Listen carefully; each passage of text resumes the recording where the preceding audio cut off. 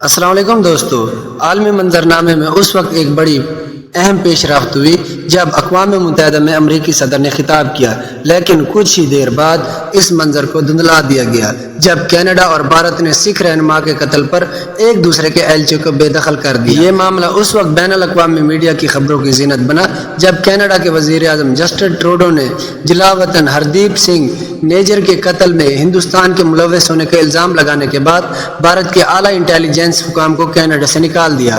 Justin Trudeau نے دھماکہ خیز الزام لگایا کہ نئی دہلی کا کینیڈا کی سرزمین پر ریاستی سرپرستی میں ہونے والے قتل کے پیچھے ہاتھ تھا۔ اس الزام کے ساتھ ہی کینیڈا اور ہندوستان نے ایک دوسرے کے سفارت خانوں کی بے دخلی کا اعلان کیا ہے۔ ہندوستان نے ان الزامات کو مضحکہ خیز قرار دیا ہے۔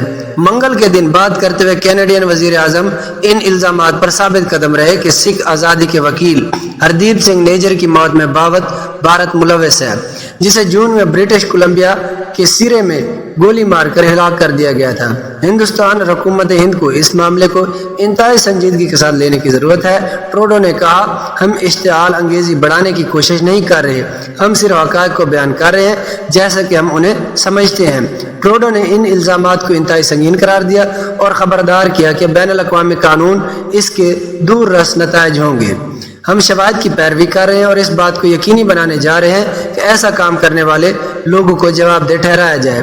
پیر کے آخر میں کینیڈا کے وزیر خارجہ نے کینیڈا میں کام کرنے والے ہندوستان کی غیر ملکی انٹیلیجنس کے سب سے سینئر رکن پون کمار رائے کو ملک بدر کر دیا تھا۔ ہائی کمشنر کیمرون میکی کو طلب کرنے کے بعد ہندوستانی حکام نے جلد ہی جوابی کارروائی کرتے ہوئے کینیڈا کے ایک سینئر سفارتکار کو 5 دن کے اندر ملک چھوڑنے کا حکم دیا۔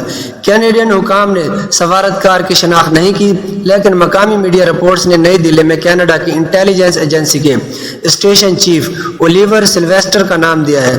کینیڈا نے بھی منگل کے روز اپنے سفری مشورے یا ٹریول ایڈوائزری کو اپڈیٹ کرتے ہوئے شہریوں کو خبردار کیا کہ وہ پورے ملک میں دہشت گردانہ حملوں کے خطرے کے پیش نظر ہندوستان میں بہت زیادہ احتیاط برتیں۔ اس طرح کے جڑواں اخراج نے 2 G20 ممبران کے درمیان تناؤ بڑھا دیا ہے، جس سے ممکنہ طور پر 2 طرفہ تجارتی معاہدے پر بات چیت متاثر ہو رہی ہے، لیکن یہ صاف باہمی حلیفوں کی کھینچا تانی اور جھگڑے کو ایک وسیع تر سفارتی دلدل میں تبدیل کرنے کے امکانات کو بھی بڑھاتی ہے۔ کینیڈا کے ایک سینئر اہلکار نے رائٹرز کو بتایا کہ ملک نے ٹروڈو کے الزامات کے پیچھے خفیہ معلومات پر امریکہ کے ساتھ بہت قریب سے کام کیا ہے۔ منگل کو ایک بیان میں امریکی محکمہ خارجہ نے کہا کہ وہ الزامات پر شدید فکر مند ہے اور بہت اہم ہے کہ کینیڈا کی تحقیقات آگے بڑھیں، لیکن حکام نے اپنے کینیڈین ہم منصبوں کو انٹیلیجنس فراہم کرنے کی تصدیق نہیں کی۔ برطانوی وزیر خارجہ جیمز کیلوری نے کہا کہ ان کی حکومت کینیڈا کی تحقیقات کی حمایت کرتے ہیں۔ انہوں نے مزید کہا کہ وہ انکوائری میں ہندوستان کے مکمل تعاون کی توقع رکھتے ہیں، لیکن ہندوستان کی وزارت خارجہ نے کہا کہ سفارتکار کا اخراج ہمارے اندرونی معاملات میں کینیڈین سفارتکاروں کی مداخلت اور ہندوستان مخالف سرگرمیوں میں ان کی شمولیت پر بڑھتی ہوئی تشویش کی عکاسی کرتا ہے۔ ہندوستان نے ایک بار پھر الزام لگایا کہ کینیڈا خالصتانی دہشت گردوں اور انتہا پسندوں کو محفوظ پناہ گاہ دے رہا ہے، جس سے اس نے خبردار کیا کہ ہندوستان کی خود مختاری اور علاقائی سالمیت کو نقصان پہنچا ہے۔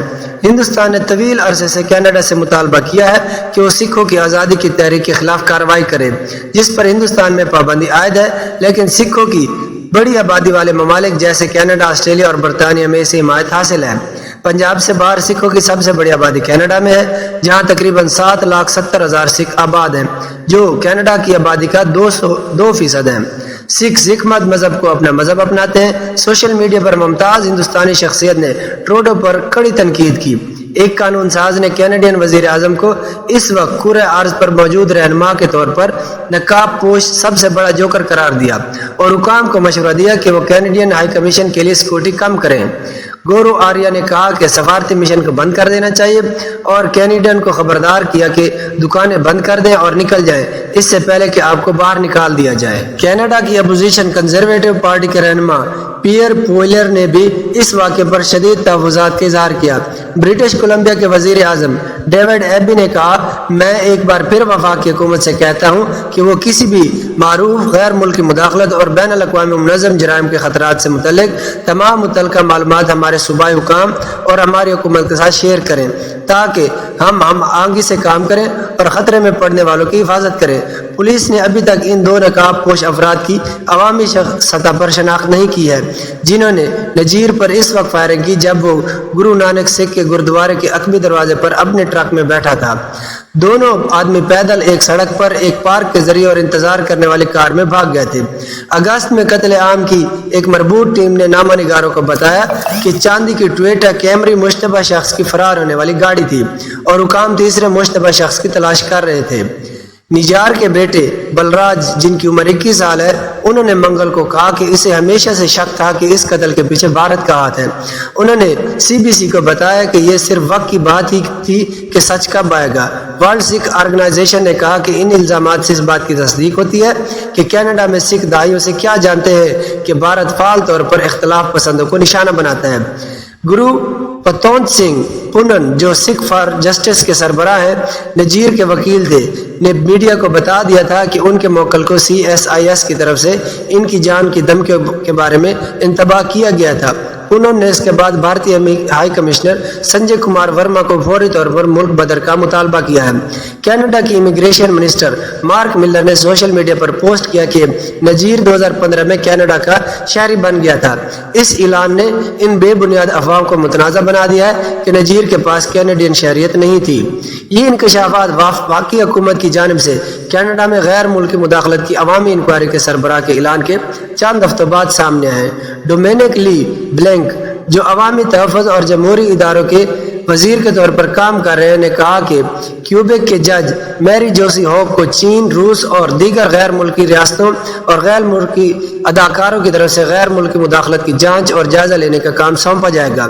मंगल को न्यू डेमोक्रेटिक पार्टी के रहनुमा जगमीत सिंह ने होप को खत लिखा जिसमें कहा गया कि भारत को भी अवामी इंक्वायरी में शामिल किया जाए।